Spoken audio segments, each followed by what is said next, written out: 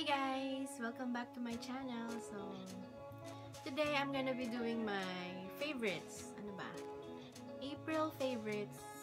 Okay. So, simulan natin muna sa sa skincare kasi yun lang. First, yung face mask. Ayan. Ito na lang natira dun sa na to Tony Moly. So, maganda siya sa skin. Kaso nga lang, hindi siya kamukha ng ibang face mask na talagang kumakapit sa face. Ito, maganda yung result niya. Kaso, yun nga lang ito, pag gumagalaw-galaw ka, na mabilis maalis. Kaya, pero gusto ko pa rin siya kasi nga maganda yung result niya sa akin. Ayan. So, this is the Tony Moly I'm Real. Nabili ko to sa Amazon. Nakalimutan ko na yung presyo, pero sa Amazon ko to nabili, isang pack, iba-ibang scents or flavors. Ano ba? Basta kung ano man yun. Yan. So, next. I also got this one. This is the Tony Moly Nose Pack. Ito yung pang-alis ng whiteheads. Sa maganda siya kasi, hindi siya masakit alisin, tapos yun nga, nakakaalis siya ng whiteheads and blackheads sa nose mo.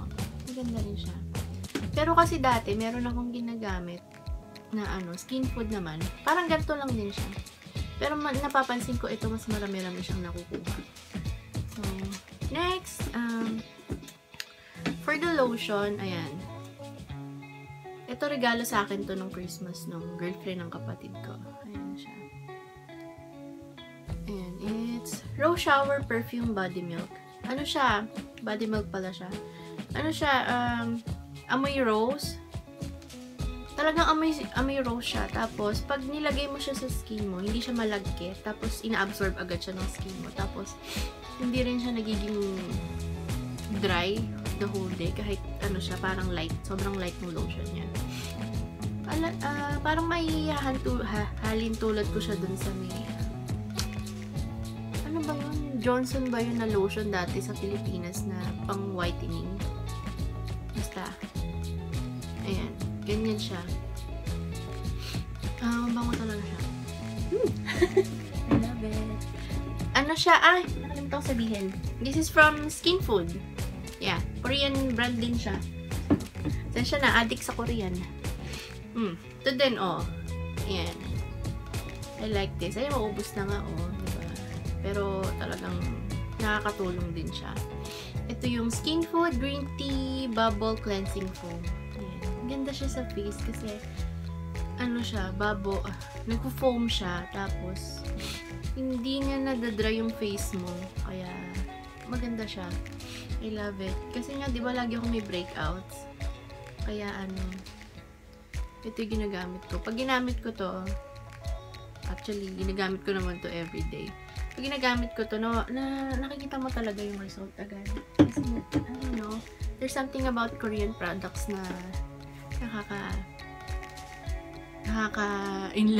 nakaka-inlove talaga. Ay, ito pala. Ito muna, ha? Tapos, ito. I'm using this, the Lavender Chamomile Body Lotion ng Bath & Body Works. Kasi, yun nga, lately, lagi akong puyat. So, nakakatulong talaga to na pampatulog. Ayan siya, meron. Sleep pala siya. Sleep aromatherapy. Ayan. Talagang amoy siya? Lavender chamomile. Ayan nga. Tapos, next is this one. I've been using this. The Argan Oil of Morocco. Yeah. Nilagay ko siya sa hair ko. Kaya, sobrang lambot ng hair ko pag nilagay ko siya. Tapos, hindi siya yung greasy. Pag nilagay, di ba merong mga nilalagay na greasy sa hair? Yung parang, yung maghapon kang, parang pag ginawa kami buhok mo, makapit sa kamay mo pa. Ito hindi. Na-absorb siya ng hair. Tapos, yun nga, sobrang shiny ng hair mo. Tsaka, hindi siya yung frizzy. Talagang bumabagsak yung hair mo. Maganda siya sa hair. Talagang bagsak yung hair mo pag ginamit mo siya. Ito, sobrang lambot. Ayan. I love it. Maubos na nga siya, diba? Tapos, next. Ito naman. Ewan ko nakita nyo to doon sa isa kong vlog. Yan, ito yung Yes to Grapefruit, Correct and Repair.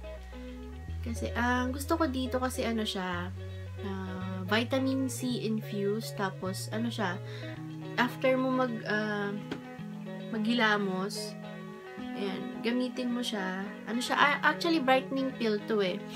Kasi nga, di ba, ang dami kong dark spots galing sa aking acne. Kaya ito ginagamit ko. Ayan siya. Ito maganda talaga siya kasi nakikita mo yung face mo talagang nagbo-brighten up. Kaya, may re-recommend ko itong product na to sa inyo. Tapos sa perfume naman, ito yung gusto ko ngayon. Tingnan nyo, ilang araw-araw ko itong nagagamit eh. Yung Victoria's Secret Bombshell Body Mist. Yung maliit lang yung nabili ko kasi, wala lang. Mahilig akong bumili ng maliliit kasi nga paiba-iba ako ng perfume. Ayan siya.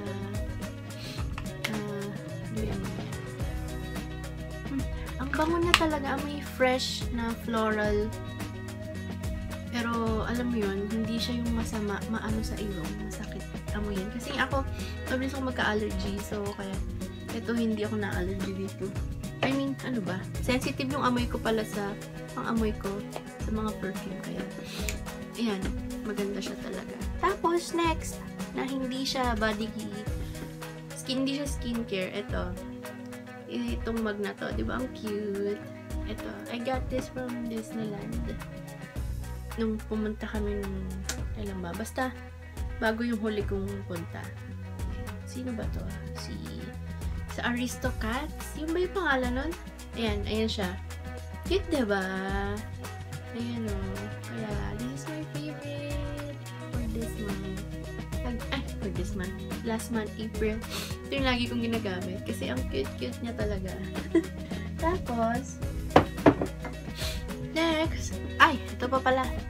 Ayan o. Ito. Vitamin C Serum. Nabili ko lang to sa Amazon. Kasi nga, lately, parang nagugustuhan ko yung mga vitamin C kasi nga nakaka-brighten up siya ng face. As long as na meron siyang vitamin C, ayan. Pwede nyo siyang anuhin kasi nag-brighten up yung face. Maganda siya. Parang ito na yung substitute ko sa moisturizer kasi dati, ginagamit ko yung Olay na moisturizer. Kaso, nung ginamit ko to, hindi na ako nagmo-moisturizer kasi okay na to. Hindi siya greasy. Wala siyang sa face. Talagang ina-absorb lang siya ng face mo. Tapos, hindi siya nagda-dry. I mean, yung face ko hindi nagda-dry dito. Kaya sobrang ganda na to. Kaya, pag naubos to, bibili ulit ako. Pero hanggang dito pa naman siya eh. Kaya, pwede pa. Tapos, next. Ito na. Sa ating kalanturan. Ayan. Itong Etude House Curl Fix Mascara. Girl. Nung tinry ko to, ayoko nang gumamit ng iba. Kasi talagang sobrang love na love ko to. Kahit siya, hindi siya nag-smudge. Tapos, hindi rin siya, alam mo yun, talagang ganun yung mo. Ito, yung pilik mata. Talagang, Kasi ito, nakita ko to kay Say Yoko. Ayan. Kasi nga, pinapanood ko siya palagi. So, gusto niya to. Tinry ko. Kasi nga, Korean brand. Tinry ko. Tapos, na-inlove naman ako. Ito. Talagang, hindi ko to pagpapalit. Sobrang ganda niya. Ayan. Tapos, next is, let's have the lipsticks. So, I have two. This is the MAC. Yeah. So, I have this Have Your Cake.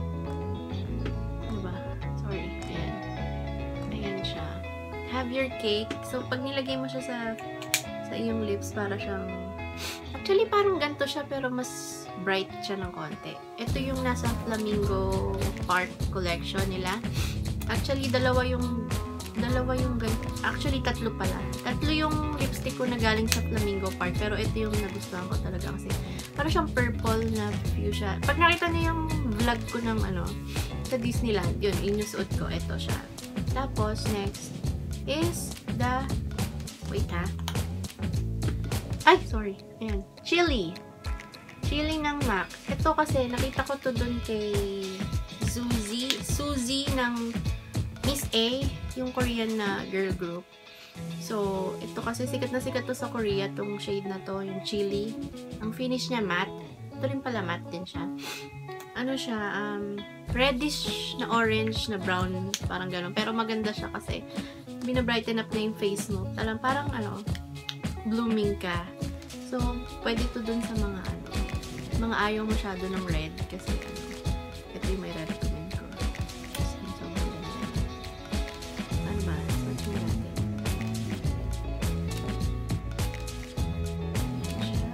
Ito ba? Yan, diba? Ganda, diba? Para bang blooming lang ang pek. Tapos, ito naman. Ayan. Diba? Have your cake. Ano ang kulay ng aking kwarto? Yan ang aking mga gamit sa kwarto. So, yan. Yan yung favorite ko ngayong April. Diba? Tapos, the last one is the Maybelline Fit Me Dewy and Smooth.